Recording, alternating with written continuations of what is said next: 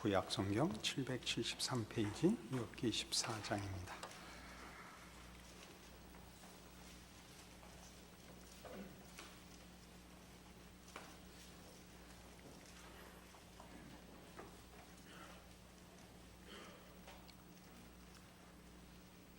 여인에게서 태어난 사람은 생애가 짧고 걱정이 가득하며 그는 꽃과 같이 자라나서 시들며 그림자같이 지나가며 머물지 아니하거늘 이와 같은 자를 주께서 눈여겨 보시나이까. 나를 주 앞으로 이끌어서 재판하시나이까.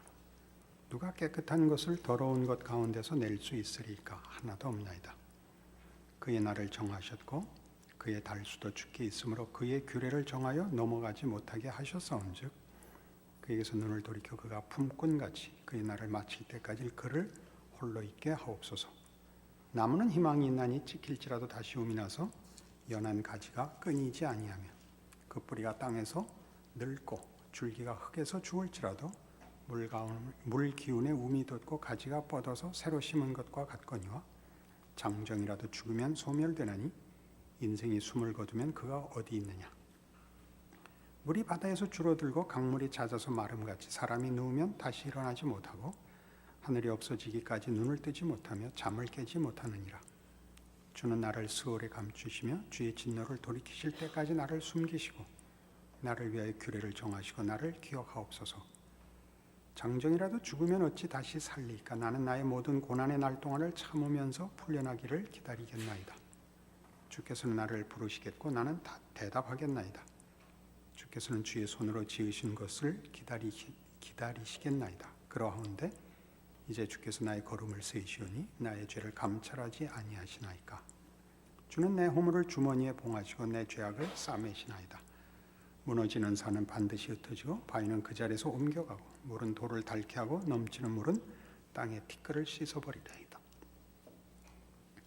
이와 같이 주께서는 사람의 희망을 끊으시나이다. 주께서 사람을 영원히 이기셔서 떠나게 하시며 그의 얼굴빛을 변하게 하시고 쫓아보내시오니 그의 아들들이 존귀하게 되어도 그가 알지 못하며 그들이 비천하게 되어도 그가 깨닫지 못하나이다. 다만 그의 살이 아프고 그의 영혼이 애곡할 뿐이니이다. 욥기는 어렵죠. 무슨 말을 하려는 것인지 우리가 잘 윤곽이 잘 잡히질 않습니다. 우리는 일단 여기까지 욥이 당한 그 까닭 없는 고난, 그리고 하나님께서 사단과의 내기에서 당신의 명예를 욥의 결정에 거셨다는 것만 알고 있습니다. 세 친구가 찾아오고 세 친구는 하나같이 우리가 잘 아는 대로 인과응보의 원리로 그의 현실을 분석하고 해답을 제시합니다. 내가 잘못한 것이니까 회개라. 그러면 하나님께서 회복시켜 주실 것이다. 잘 참고 잘 견뎌라. 네가 무엇을 잘못했기에 하나님이 너에게서 뭘 고치시려고 그러는지 깊이 생각해 보거라. 욥은 그 모든 친구들의 제안에 대해서 반대합니다. 이것은 인과응보로는 설명이 되지 않는 일이다. 이게 이제 하나의 정면 충돌이 되는 것입니다. 인과응보를 벗어나는 일이 있을 수 있단 말이냐와 나도 예전에는 그런 것이 있는 줄 몰랐는데 내가 지금 겪고 있는 것은 분명히 나에게 이유가 없는 일이다. 난 왜 그런지 하나님께 그 답을 물을 수밖에 없다. 그리고 하나님이 답도 하지 않으시니 나는 정말 힘들어 죽겠다. 그게 이제 욥기의 주요 내용들입니다. 지금 이 14장에 오면 그 첫 제1라운드가 끝나는 것이죠. 친구들 셋이 교대로 질문을 하고 그 질문과 충고에 대해서 욥이 답하고 세 친구가 다 한 질문에 대하여 혹은 도전에 대하여 권면에 대하여 욥이 거부하고 자신이 당한 것은 그보다 크다. 너희가 설명하는 것보다 더 깊고 이해할 수 없는 일이다. 그리고 이제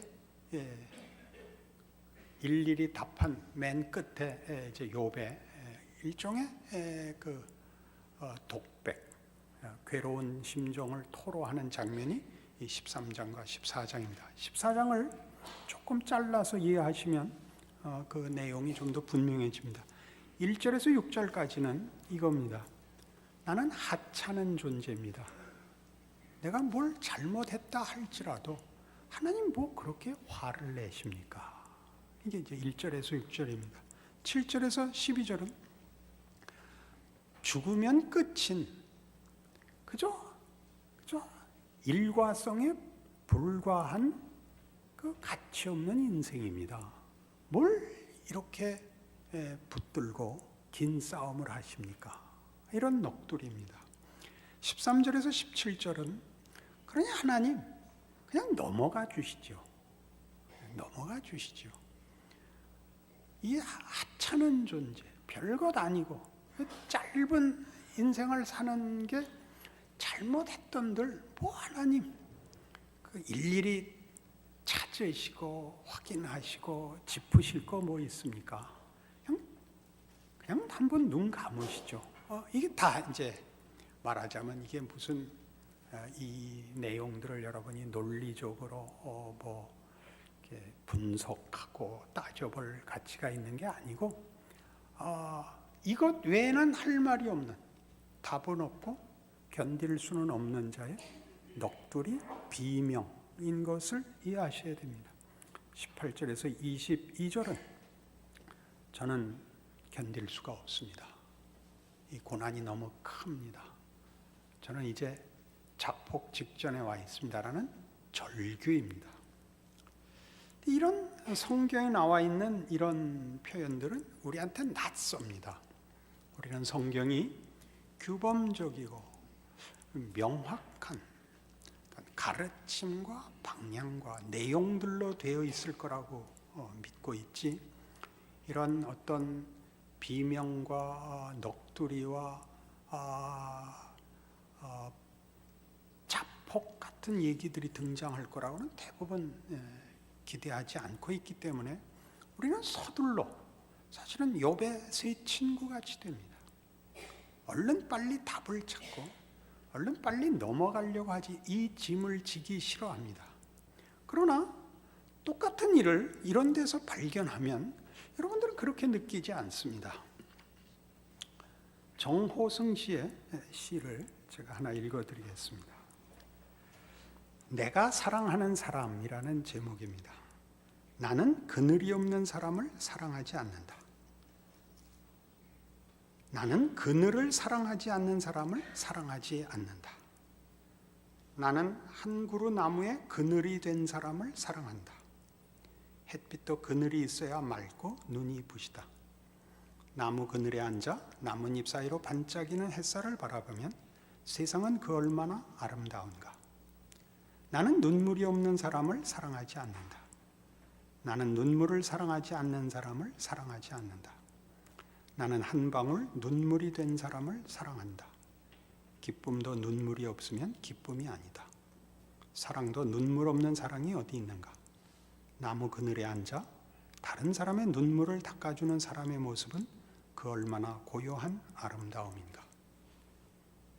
이 시를 여러분이 대하시면 그 참 좋다, 마음이 따뜻하다, 어쩌면 이런 시인이 있을까 그렇게 느끼시지 않습니까?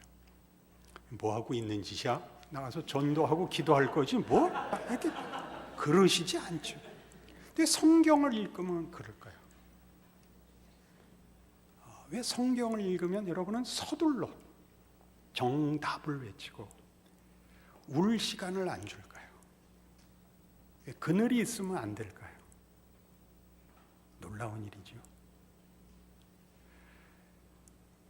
사람들이 보편적으로 신앙을 떠나서 보편적으로 모든 인류가 사랑하는 그리고 감격하는 예술 작품들은 다 이런 내용들을 갖고 있기 때문이랍니다.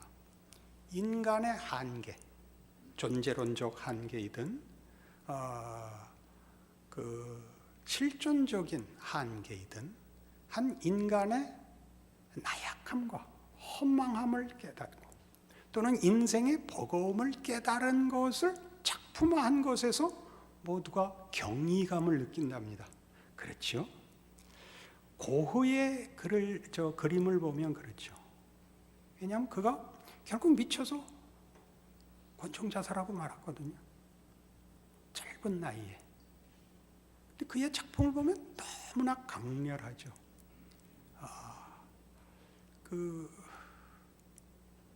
제목이 정확히 이제 생각이 안 나는데 별이 빛나는 밤인가요? 그런 그림을 보십시오. 얼마나 놀랍습니까? 이게 무슨 고뇌한 사람의 작품 같습니까? 저 사랑에 빠진 사람의 그림 같지 않습니까? 별이 주먹만하게 빛나는 아를 강 위에 빛나는 별, 기억이 그런데 가물가물합니다. 그런 고뇌가 자폭적 광기로 가지 않고 예술 작품이 되는 그 신비를 경이롭게 느낀다는 거죠. 무엇이 그 사람이 가졌던 한계라는 것은 꼭 부족함만의 문제가 아니라 정호성 씨 시에도 등장한 것 같이 눈물이라는 게 뭐죠? 눈물은 벅찰 때 나오는 거죠.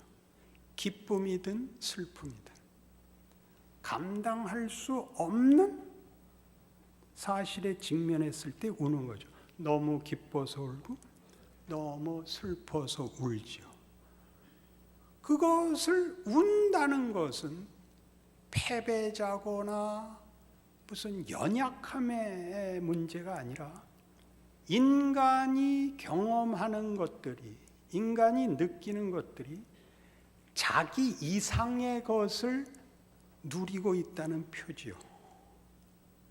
우리가 만들어낼 수 있고 우리가 감당할 수 있는 것 내에 있으면 눈물은 필요 없는 거죠. 그렇지 않습니까?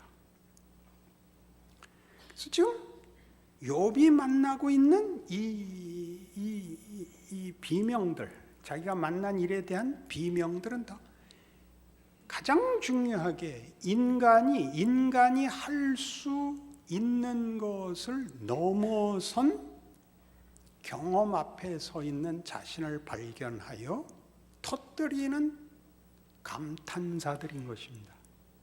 그것이 절망적인 것이든 감동적이고 희망에 찬 환희든 간에 그렇습니다.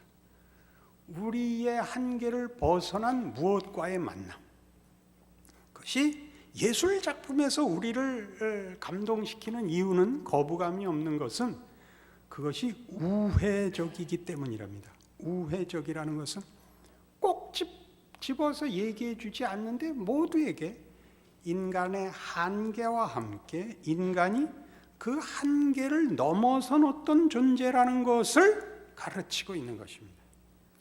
인간이 인간에 불과하지만 인간 이상이라는 것을 어떤 작품에서 우리가 누립니다.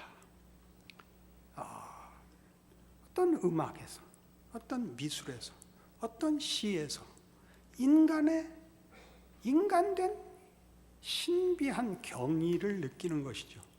근데 기독교는 정답을 갖고 있다는 이유 때문에 우회적이지 않고 언제나 직설적이랍니다. 믿습니까? 지옥 가도 좋단 말입니까? 이렇게 들이닥치는 바람에 모두가 질색을 하고 성경을 읽어도 시로 안 읽히고 뭐 하는 짓이야? 이게 왜 42장까지 있어? 이렇게 되는 거예요. 4절이면 충분한데 그러지 마시라는 거죠. 성경이 이 긴 장을 할애해서 이 넋두리를 성경으로 담고 있다니까요. 나는 그늘이 없는 사람을 사랑하지 않는다. 그거예요. 그늘이라는 게 뭐죠? 아까 눈물에 대해서 얘기한 것 같이 그늘이란 햇볕이 다만 밝고 뜨거운 광명과 열기로 그 존재가 다 보이는 것이 아니라는 뜻입니다. 그게 뭐예요? 그늘은 햇볕을 무엇이 가로막고 서서 생기는 것인데, 여기서 말하는 정호성 씨의 그늘은 식물이죠. 식물. 잎새 사이로 한 그루 나무의 그늘, 나뭇잎 사이로 반짝이는 햇살, 그 그늘은 그늘을 만들 만큼 큰 나무를 전제하고 있습니다. 해의 놀라움은, 영광은 자신의 광명정대함을 넘어 짙푸른 녹음을 만들어 그늘의 기품을 가지는 데서 해는 해의 영광을 가지는 것입니다. 하나님의 자녀로서 부름받은 만들어진 인간의 영광과 자랑은 늘 옳고 늘 밝고 늘 확실하고 하는 분명함보다 더 깊이 하나님이 고뇌케 하시며 눌러 생각해 하시며 신음하게 하며 자신의 한계 밖으로 떠밀리는 위기와 고난과 참을 수 없는 비명 속에서 녹음이 우거지듯 하나님을 아는 일에 깊이와 넓이를 더한다고 욥기가 증언하는 것입니다. 욥이 선 자리는 인간은 이해할 수 없고 감당할 수 없는 자리인 것입니다. 우리 아까 예술 작품에서 고흐의 예를 들었듯이 그의 광기를 가진 건 자신의 어떤 한계 때문이었겠죠. 못생긴 귀 때문이었을까요? 귀를 잘라버렸죠. 그 귀를 잘라버리고 권총 자살을 한 그 자폭적 광기가 그 그림을 만들어내는 예술로 승화될 수 있다는 건 그 사이를 뭘로 뛰어넘었는지 우리가 알지 못합니다. 그러나 그걸 만나면 그림에 대해서 좋은 것만큼 그 그림을 누가 그렸느냐가 함께 연결될 때 우리는 그 그림이 그냥 그림이 아닌 경이로움을 확인하는 한 존재를 보는 것이죠. 한 존재를 본다는 것은 우리와 다 손잡고 맞닿아 있는 보편적 인류의 존재론에 관한 어떤 희망과 어떤 감회를 갖는 것이죠. 안 그렇습니까? 고흐가 그린 그림을 내가 그릴 수는 없지만 그가 한 인간으로 우리와 동일한 현실의 무게를 감당치 못하고 울부짖으며 이 그림을 그리고 자살로 생을 마감했다 해서 우리는 외계인이 아닌 인류라는 이름으로 함께 자리한, 함께 정체성을 나누는 인간에 대한 어떤 경외감을 가지게 되죠. 그 지금 욥기의 얘기입니다. 그걸 하나님의 자녀라는 이름으로, 믿음으로 부르고 있다는 사실에 대하여 놀라는 것이죠. 욥의 비명의 가장 중요한 경이로움은 이겁니다. 나는 나의 한계를 보았습니다. 이거죠. 이 한계를 넘어오라고 하는데 내 힘으로 넘어갈 수가 없습니다. 인간이라는 존재는 자신이 할 수 있는 것으로 채울 수도 없고 인간의 것으로 채운 것으로는 만족할 수 없는 존재라는 것을 보았습니다. 다시 할까요? 우리가 필요하다고 생각하는 걸 다 가진다고 해서 만족할 수 있는 정도를 넘어서고 그걸 또 다 채울 수도 없는 존재입니다.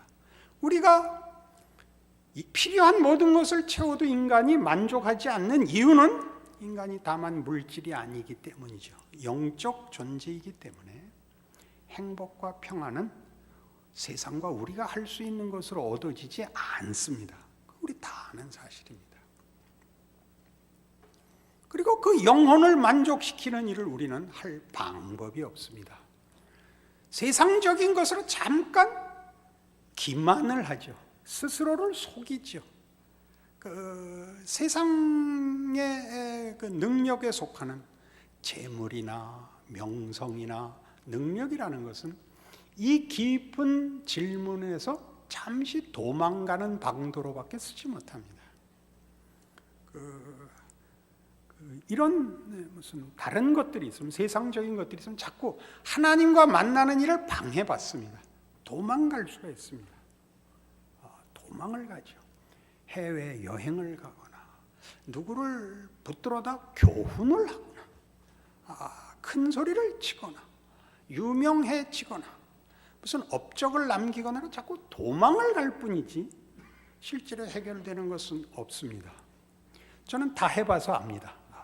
이렇게 말하면 안 되지만 여러분을 대신해서 제가 절호하지요. 그래서 드디어 욥은 이 고백 앞에 설 수밖에 없습니다. 이건 하나님의 몫입니다. 하나님 외에 이 한계를 벗어난 답을 주실 수 있는 분은 없습니다. 그리고 그걸 주지 않으면 하나님은 하나님이 아닙니다. 이렇게 가는 길목인 것입니다. 어떻습니까? 하나님은 우리의 필요를 행복을 주시고 구원을 주시고 건강을 주시는 분 정도가 아니라는 데 지금 와 있는 겁니다. 그건 우리가 정한 목록들입니다. 하나님은 다만 능력에 불과하죠. 그러나 지금 욥이 하고 있는 이 얘기들은 인간이 그 한계를 보았을 때, 그리고 그 한계 이상의 요구가 우리의 영혼 깊은 곳에 있다는 것을 알았을 때, 하나님께 이것은 하나님만이 해결해 주실 수 있는 것이고 하나님이 그걸 하실 수 없다면 하나님일 수 없습니다라는 이 마지막 비명 같은 기도는 인간이라는 존재가 신과의 관계성 속에 있다는 것을 가르칩니다. 그러니까 인간이라는 존재의 본질적 정체성은 하나님과 분리돼서는 그 정체성을 확보할 수 없다는 얘기를 하고 싶은 게 욥기지요. 우리는 무슨 인간에 관한 얘기를 하거나 가치에 관한 얘기를 하면 존재론적으로, 인식론적으로 따지고 듭니다.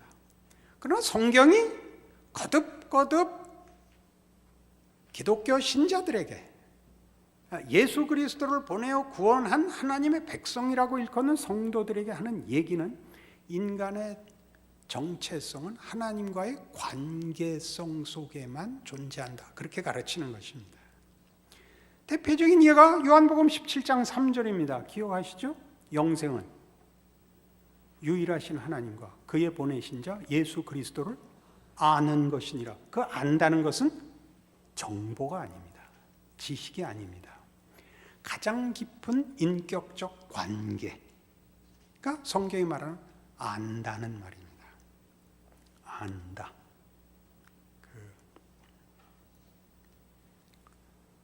브루스 올마이티라는 영화가 있습니다.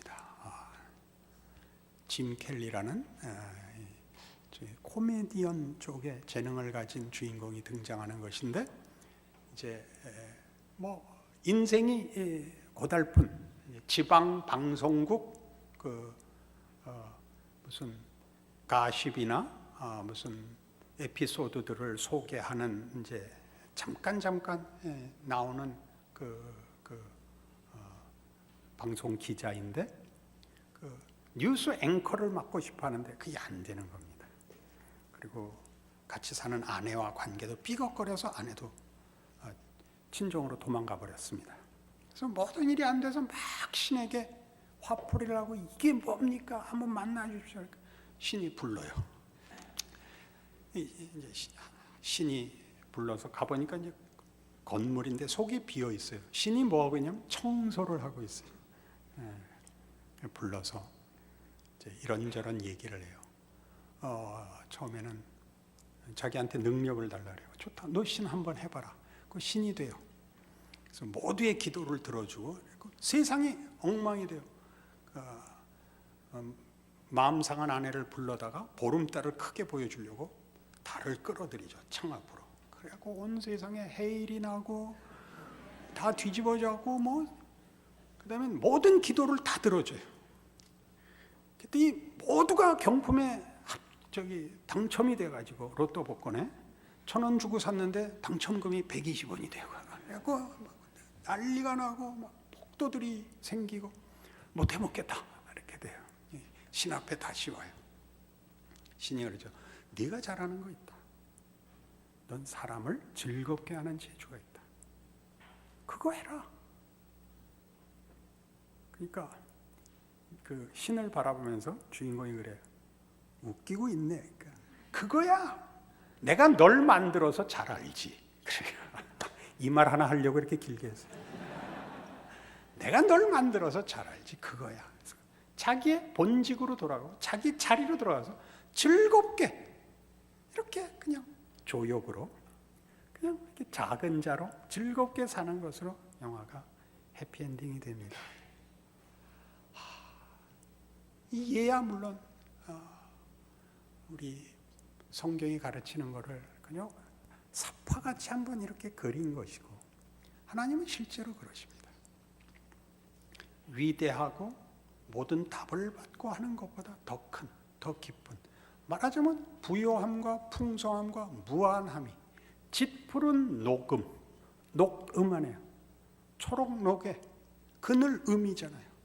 그늘은 다만 햇볕이 차단되고 갇혀있고 진 것이 아니라 무성함을 의미한다고요. 그 길로 부름을 받으면 다들 헐쩍 뛰어요. 신은 이 시 읽고 현실은 늘 해 아래 백열등 아래 있는 것 고문을 당할 때만 그러는 거예요. 그러지 않는 거예요. 부채를 가지고 양산을 쓰는 게 고급한 것이듯이 하나님의 인도하심 속에서 우리의 한계를 깨닫고 하나님이 그 한계 속에서 하나님의 하나님 되심을 우리에게 채우시는, 우리가 만들 수 없는 것을 만드시는 그 부르심, 하나님의 하나님 다우심을 만나는 그 경이, 그리고 그 고통. 왜 고통이죠? 벅차니까. 감당할 수 없으니까. 하나님이 그 일을 포기하시지 않고 대강 만들고 타협하시지 않는다. 욥기죠. 그래서 우리는 모두 이 부르심 앞에 서 있습니다. 베드로후서 1장에 가시면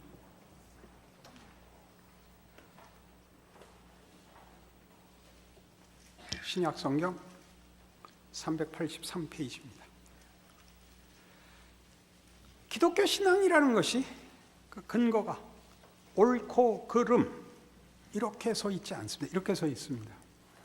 예수 그리스도의 종이며 사도인 시몬 베드로는 우리 하나님과 구주 예수 그리스도의 의를 힘입어 동일하게 보배로운 믿음을 우리와 함께 받은 자들에게 편지하노니 하나님과 우리 주 예수를 알므로 은혜와 평강이 너희에게 더욱 많을지어다.